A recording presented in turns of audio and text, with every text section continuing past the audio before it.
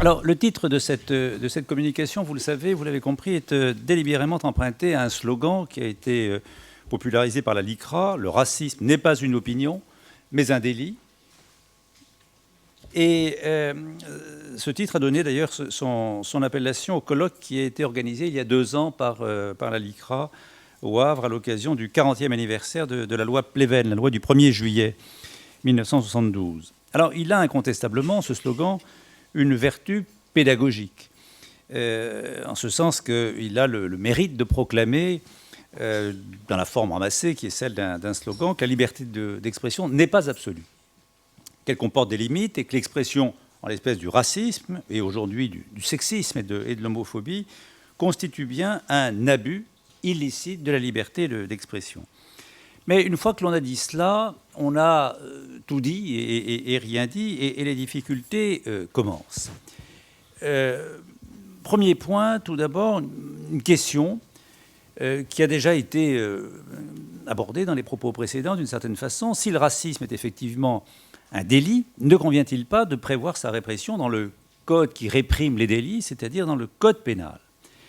Alors, on nous fera observer que si les actes racistes, si les comportements racistes relèvent d'une telle démarche, les discriminations en raison de l'appartenance ethnique ou raciale, la circonstance aggravante tenant au mobile raciste pour le meurtre ou les violences, par exemple, la loi de février 2003 sont effectivement prises en compte par le droit pénal.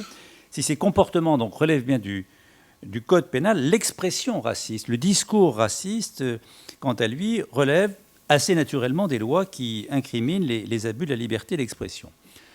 Peut-être, mais si l'on cherche un peu, l'outrage à magistrat de l'article 434-24, ou l'outrage à agent, ou le fait de jeter le discrédit sur une décision de justice, l'article 434-25, constitue bien aussi des abus de la liberté d'expression, et pourtant on ne s'est jamais interrogé sur leur localisation dans le code pénal. Traiter le président de la 17e chambre correctionnelle de vendu ne peut faire l'objet d'une preuve, est un débat contradictoire. C'est un délit de droit commun. Je dis cet exemple parce que nous sommes en famille. À vrai dire, la question du déplacement de la législation antiraciste dans le code pénal s'est déjà posée, et Bernard Joanneau, à propos du négationnisme, l'a parfaitement envisagé, cette question. Et nous avons d'ailleurs dans le projet de loi antiterroriste actuellement en cours de discussion au Parlement un excellent exemple d'un tel glissement d'une disposition de la loi de 1881 vers le code pénal, puisque vous le savez, il est envisagé de sortir la provocation aux actes de terrorisme de l'article 24, alinéa 6, de la loi sur la presse, pour en faire un délit autonome dans le code pénal avec les avantages, je mets le mot entre guillemets, procédure, prescription, etc., qui s'y attachent. Alors, on a préféré jusqu'à présent maintenir la répression des discours racistes dans la loi de 1881, tout en lui accordant, cependant, et c'est important, une spécificité propre, maintien des peines d'emprisonnement, ce qui n'est plus le droit commun dans la loi de 1881, et surtout délai de prescription de l'action publique porté à 1 an, c'est la loi de 2004. Et la jurisprudence y a ajouté quelques particularismes, comme l'interdiction de l'exceptio veritatis en matière de diffamation raciale. Alors je pense pour ma part que c'est un choix raisonnable, mais ce qui compte finalement pour le législateur, appelé peut-être à faire d'autres choix, c'est le choix entre 2 cultures. La culture que je qualifierais de répressive du code pénal, je le dis sans mépris puisque je suis moi-même un pénaliste de toujours, ou la culture libérale de la loi de 1881 et de ceux qui la mettent en œuvre. Je pense que la question sera appelée à se reposer dans les temps à venir si on devait assister à une montée du racisme dans notre pays. C'est le premier point. Deuxième point, tout à fait différent. En assimilant le sexisme et l'homophobie au racisme, on a, à mon avis, ignoré ce que le racisme a de spécifique. La loi du 30 décembre 2004, qui a, par ailleurs, c'était son premier volet, c'était d'ailleurs l'objet initial de ce projet, qui a institué la HALD, aujourd'hui, vous savez, disparue, vous savez que cette loi a entendu traiter les discriminations, les diffamations et les injures à raison du sexe, de l'orientation sexuelle et du handicap, comme la loi de 1972, comme la loi Pleven le faisait pour les discriminations raciales ou religieuses. Je passe sur la maladresse qui a consisté à rapprocher handicap et orientation sexuelle. C'est à la lecture du texte quelque chose d'assez choquant. Et tout récemment, la loi du 27 janvier 2014 a porté à 1 an le délai de la prescription de l'action publique pour ces nouveaux délits et, à ce faisant, parachevé cette assimilation entre la lutte contre le racisme, la lutte contre l'homophobie et contre le sexisme. Alors, le législateur doit avoir le sentiment du travail bien fait, et avec lui, ce que je peux tout à fait comprendre, tous ceux qui, à juste titre, œuvrent en faveur de l'égalité et de la fraternité entre les êtres humains. Mais on ne peut qu'être frappé par l'absence de tout véritable débat de fond quant à la pertinence d'une telle assimilation. À multiplier les groupes humains protégés, je pense qu'on perd le sens de la loi de répression du racisme, la raison profonde de l'interdit, surtout si, pour des raisons d'opportunité politico-sociale, la liste des critères tourne à l'inventaire, à l'après-vert. La notion de racisme se distend, quand on l'opère de la sorte, se dilue dans une idée plus large qui est celle de la haine de l'autre, de la répression, du rejet de la différence ou de l'intolérance, mais ce sont des notions qui relèvent bien davantage, à mon sens, de la morale que de la loi. Alors, nous verrons dans l'avenir si cette orientation se révèle finalement positive. Je pense pour ma part qu'il est permis de douter de l'efficacité de ce dispositif en ce qui concerne l'expression des idées, je mets le mot bien sûr entre guillemets, sexistes ou homophobes. En tout cas, sur les 10 ans de la période écoulée, 2004-2014, on ne trouve guère dans la jurisprudence de la Chambre criminelle d'exemples de diffamation ou d'injures à raison du sexe ou de l'orientation sexuelle. Il y a essentiellement un arrêt Van Est du 12 novembre 2008 qu'on a déjà évoqué. M. Van Est, au début de l'année 2005, peu de temps après l'adoption de la loi de décembre 2004, avait continué à expliquer pourquoi il était opposé à cette loi. Il avait été poursuivi, condamné, et par cet arrêt du 12 novembre 2008, la Chambre criminelle a prononcé une cassation sans renvoi. Mauvais exemple, évidemment, d'une application positive de cette loi de 2004 sur ce versant. Troisième observation, pour faire vite, c'est une difficulté qui tient aussi au fait que la liste des groupes de personnes protégées par les diffamations ou injures a raison, je le rappelle, de l'origine, de l'appartenance ou non-appartenance à une ethnie, une nation, une race ou une religion déterminée. Cette liste est limitative et cette définition conduit à exclure de la protection légale certaines communautés qui sont pourtant particulièrement exposées. Je pense ici aux harkis, qui sont, disait la Cour de cassation dans un arrêt de septembre 2000, le 12 septembre 2000, des Français musulmans. Et ce sont des Français musulmans qui ont fait, vous le savez, un choix politique pendant la guerre d'Algérie, mais un choix qui ne repose sur aucune caractéristique ethnique, raciale ou religieuse.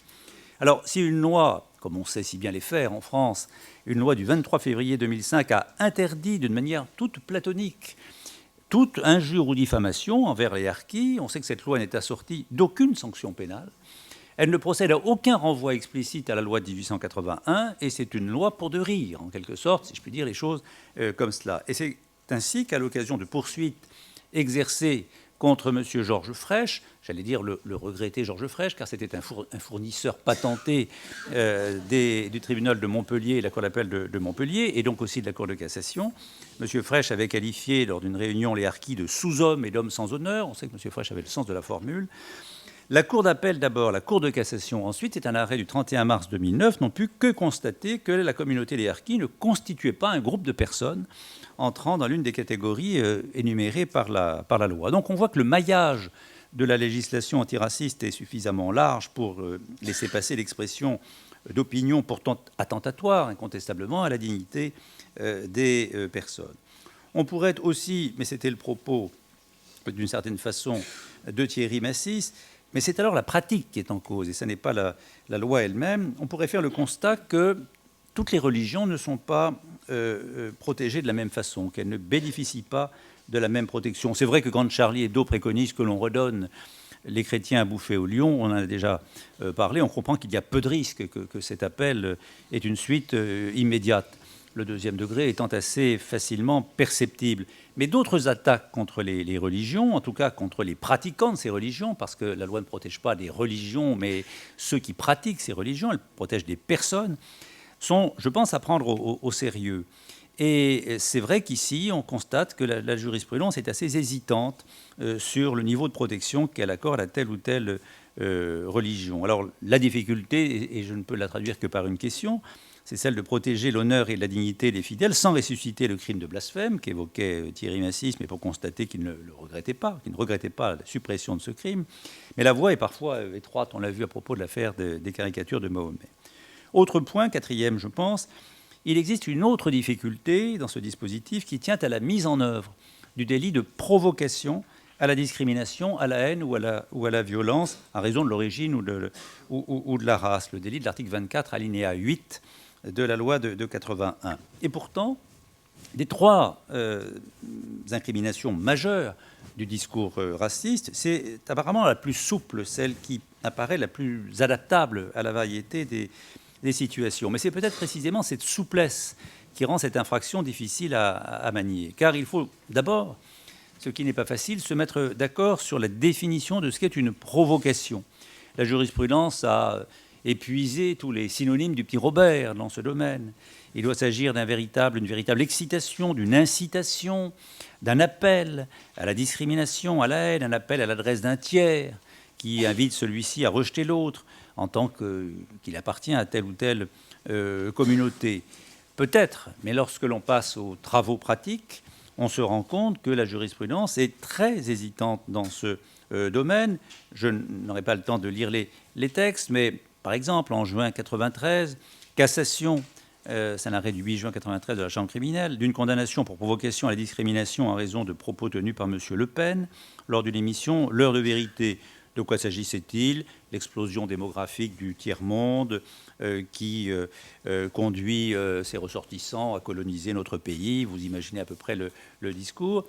Cassation parce que la Cour de cassation considère qu'il n'y a pas effectivement dans cet appel de propos de nature à inciter le public à la haine ou à la violence. Mais 2 ans plus tard, ce sont des arrêts, j'allais presque dire ordinaires, 27 juin 1995, approbation, cette fois-ci d'une condamnation pour provocation toujours, du même Jean-Marie Le Pen, qui, dans le journal Le Présent, développe des considérations de géopolitique qui lui sont propres.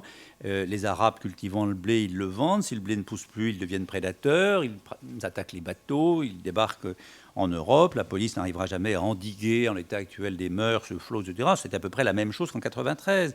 Mais approbation, cette fois-ci, par la Cour de cassation de cette décision, parce que ces propos entendent susciter un phénomène de peur et des mesures ségrégationnistes, qu'avait dit la Cour d'appel, approuvées par la Cour de cassation. Alors, voyez-vous la différence? Moi, non. Enfin, en tous les cas, difficilement.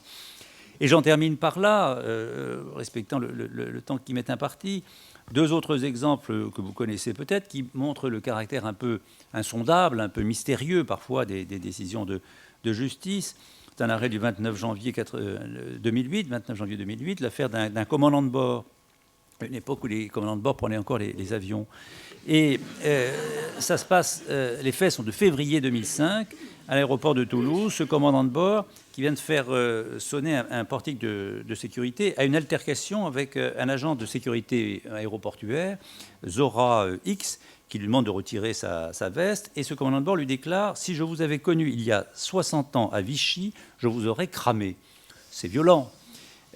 Condamnation pour provocation à la discrimination raciale par le tribunal, puis par la Cour d'appel, cassation par la Chambre criminelle, parce que les propos n'établissent pas, plus exactement les motifs de la Cour d'appel n'établissent pas que ce propos tendait, tant par son sens que par sa portée, à provoquer autrui à la discrimination, à la haine ou à la violence, violation de l'article 24, alinéa 8.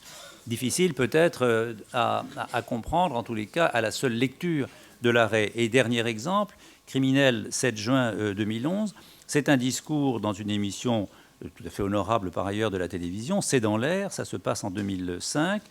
L'émission s'appelle Délinquance, la route des Roms, ça vaut ce que ça vaut du point de vue de l'humour du titre lui-même. Et l'un des participants, d'une manière assez classique, décrit finalement cette population rome, criminogène, susceptible de déferler en masse sur le territoire français, dangereuse, inassimilable, vous voyez à peu près le type de discours. Eh bien, dans cette affaire-là, condamnation par les juges du fond, mais cassation par la Chambre criminelle qui dit que les propos litigieux, et elle ajoute une formule dangereuse, portant sur une question d'intérêt public relative aux difficultés d'intégration de la communauté rome, ne dépassaient pas les limites admissibles de la liberté d'expression, et elle considère que le délit n'est pas établi. C'est vrai aussi, mais je n'ai pas le temps d'y venir, que la Cour européenne des droits de l'homme, entre la position qui consiste à dire que la liberté d'expression vaut pour toutes les idées, y compris celles qui dérangent, heurtent, choquent une fraction de l'opinion publique, et d'un autre côté, à l'autre bout de sa jurisprudence, l'irrecevabilité de l'article 17, pas de liberté pour les ennemis de la liberté, qu'on oppose notamment aux négationnistes, la Cour européenne elle-même a du mal à trouver, je pense, la ligne de crête qui permet de tenir en quelque sorte une jurisprudence dans ce domaine-là. Voilà, j'en ai terminé. En consultant le petit dictionnaire Robert au mot « tolérance », je trouve, après la définition bien sûr de l'expression maison de tolérance, ce qui n'est absolument pas le sujet d'aujourd'hui, je trouve cette citation de Courteline, qui est une question finalement, jusqu'à quel point tiendrait devant l'abus une tolérance faite en partie d'inertie et d'habitude prise. Et je me demande si ce n'est pas finalement là un bon résumé de notre jurisprudence sur ce sujet et de ses dilemmes. Je vous remercie.